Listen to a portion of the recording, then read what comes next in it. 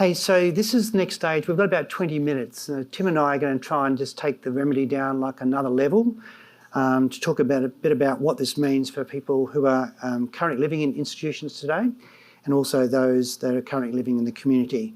And we're sort of going to start to build this idea of like a pathway about how we're going to build these new options for people. So Tim's going to do the first bit, and then I'll come back in about 10 minutes. Thanks, Eddie. I'm not sure I even need to do this after what we just saw.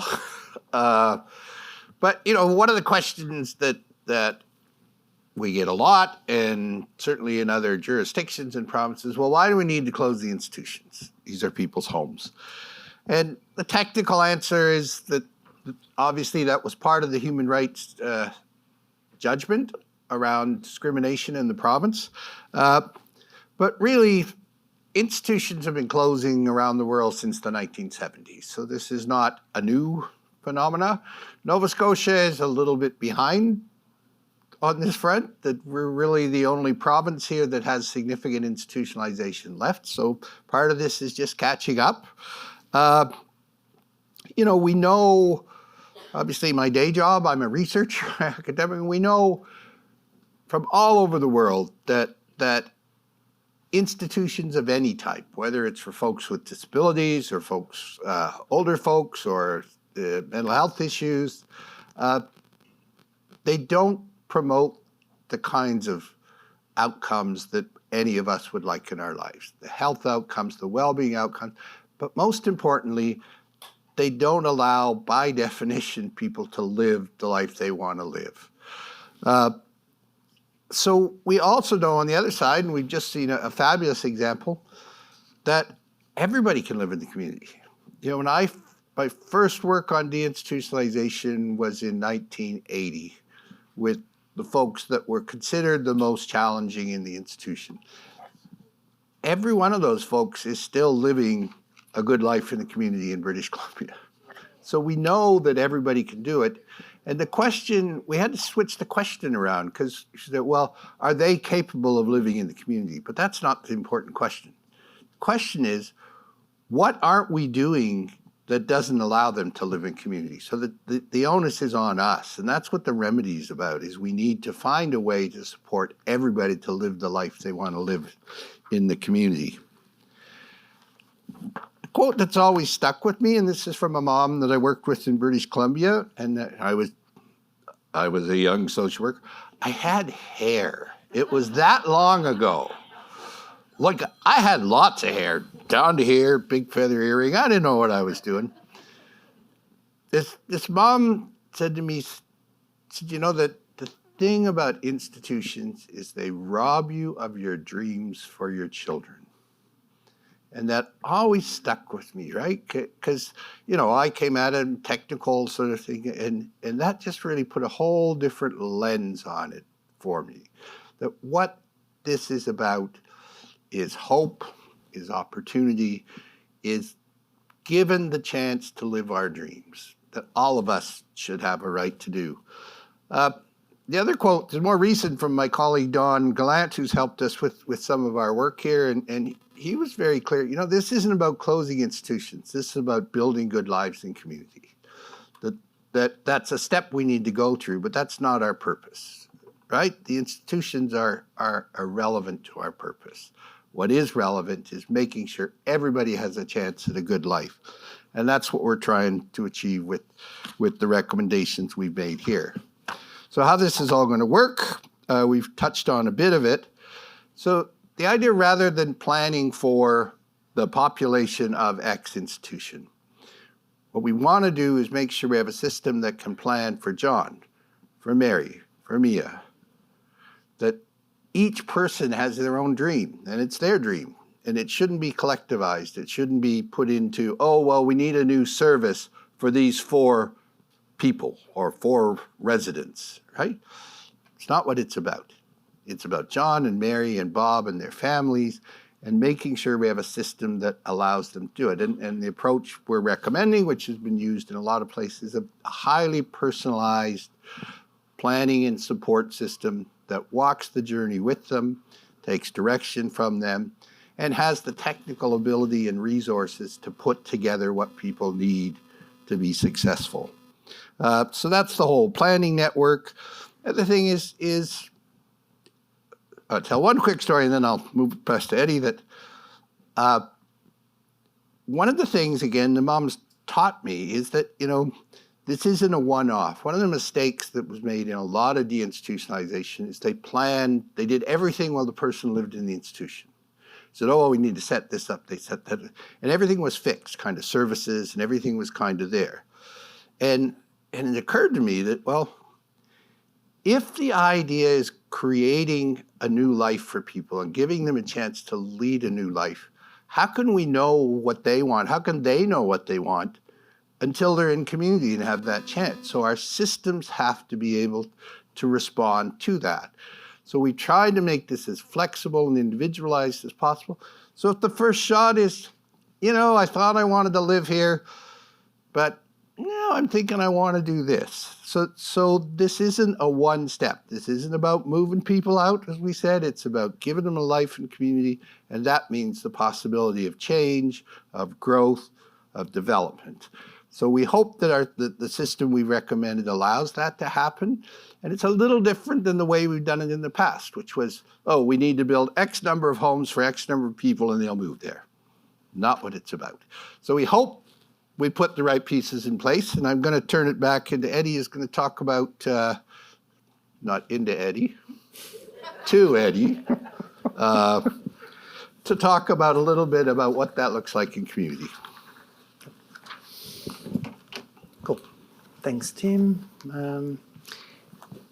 Cool. Okay, so we should get our slides going. Hey, I just want to talk about some key concepts that I think are just sort of helpful to think about, and then just a couple of examples, just trying to make this a bit more practical and real for people. The first one really is this question about what's a good life, and I think we're used to asking the question about what services do people need, often from the services that are available that we can provide. So in some ways that's like the wrong question. So that, a better question is about what's a good life. And when you really, I spent a year with people with disabilities and their families, a whole bunch of people exploring this. And while a good life is a very individual and personal thing, but there are common things that come through everybody's sort of statements. And they are things about valued relationships, about feeling secure about the future, about having choice and control in your life, about being able to make a contribution, and also about having challenging, interesting things to do, okay?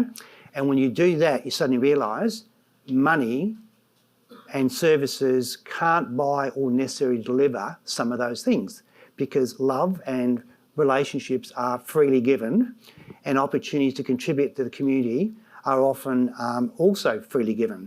They're not things you can buy with money. So it's quite helpful to understand, the right questions about a good life, and then to figure out the services bit, which can only do some of that and not all of it. And the other way I think about this is we've all been brought up in a scarcity framework. So the narrative has been a lot of people, a lot of need, not enough money. So the money needs to go to the people who are most eligible, the highest priority.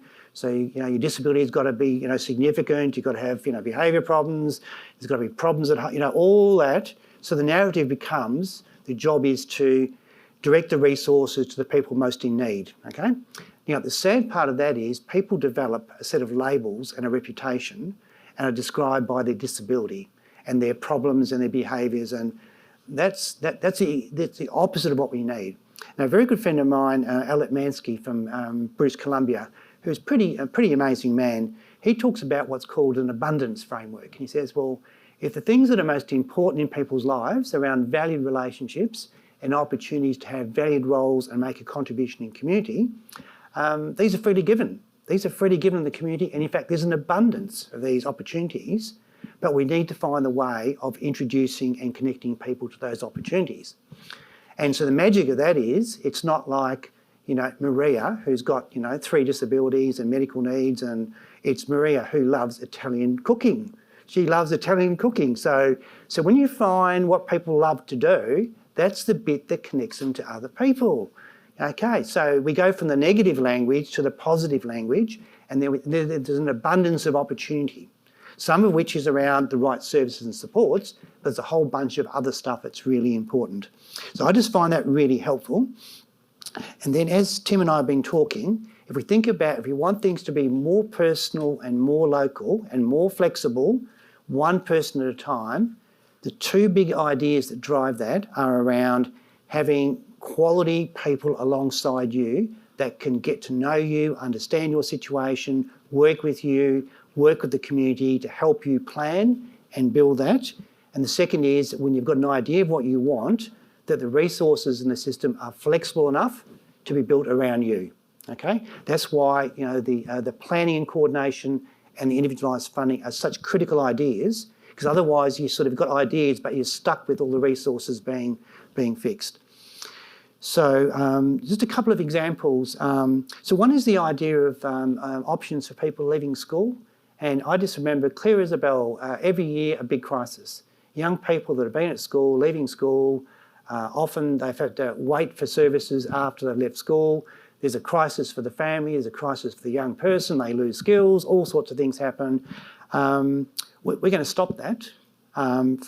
Starting in 2025, we'll start individual planning at the start of the year with approximately 100 young people that are leaving school and their families and their network. And by the end of that year, they will have a fully funded, fully supported individual plan and support to do what they need to do to build their adult life in the community. Okay? And so if the remedy is upheld going forward, it will never happen again that somebody will leave school and go to nothing. Okay? And so that's I think that's, yeah. In my country, we call that a line in the sand, So how do we stop this discrimination? We stop it, dead in its tracks by doing things like this. Now, the second example I want to talk to you about is people find it hard to imagine what having your own home and support could look like if it's not an institution or a group home, okay? Because if that's what they've understood, it's hard to think about what it could possibly be. And I want to give you an example of something that we did in my home country and state in Western Australia. The project I led as a co-design process with the sector, and it really asked this question about why, even if you had an individual package, were people still ending up in group homes, okay? And why weren't they thinking about other alternatives? And so we developed a project, and our vision was that all West Australians had the same opportunity, my own life, my own home in communities where we all belong. The key principle was this was one person by one person. It wasn't about groups of people. And the outcomes we wanted for people were a home, relationships and social connection, choice of lifestyle and well-being, okay? That's what we set out to do, and we did like research, we did literature, we did all sorts of things, visits and that, and we came up with some really simple ideas, and we developed what I call the community living placemat, only because we've got two graphics that we put on the opposite sides of a sheet of paper and we put plastic over it. And then people, disabilities, families, all our support, they loved this and they just took it and they used this as a very practical resource. So basically what it says is, okay, so if what we're trying to do is, each person's dreams and vision for their own life, their own home, in communities where we belong, how do we start to build these new options for people, okay? And we've got this idea of what are called building blocks. And all we know is you need to do all these things in the sort of the right order in order to get the outcome that you want. And if I start over on the left-hand side, a network of family, friends and supporters, if you're only planning with service providers, you're only going to get a view of the world. If you've got a network around the person, you're going to get a bigger view of possibility. We've got support with information and planning. We've got this clarity around and support for decision-making and governance. And there is this interplay here between what, families have a view, but the individual also is the primary person. So it's that sort of balance of that. Opportunities to imagine better and explore alternatives. We just brought people in time after time to say, I've moved out on this sort of an option. This is how it went for me. This is what we did. So people could see somebody like them or their family member who's done this, okay? We then came up with a plan for people not only being in the community but for contributing to the community, having roles in the community. We had then a plan around any practical resources they need to support them, the sort of home where they want to live, who they want to live with, and also this sense of partnerships and shared responsibility. So rather than saying, well, the government's going to do everything for people, you know, people often have their own resources, or families have got resources, or communities have got resources. So it's a partnership approach that takes it forward.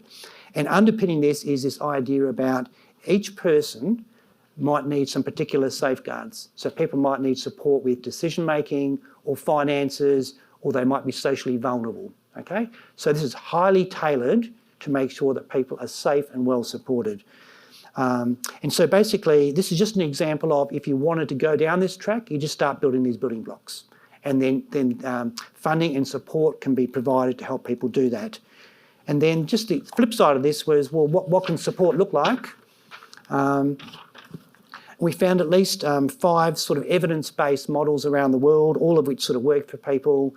Down the bottom left-hand corner, we've got living independently with visiting support. You get your own apartment, you get a few hours, people come. Second one is this idea about a neighbourhood network. So people have got their own flats and apartments, but one of the things we do know is that people can often get lonely and isolated, okay? So it's a thing about not all living together, but in a neighbourhood, having a bunch of folks, and then having a way of connecting those people around particular things.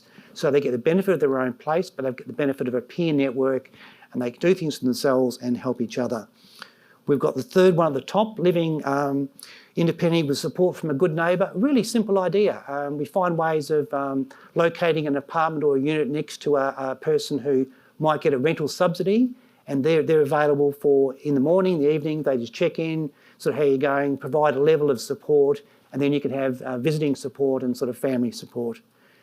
At the top there, we've got the sharing my home with living support.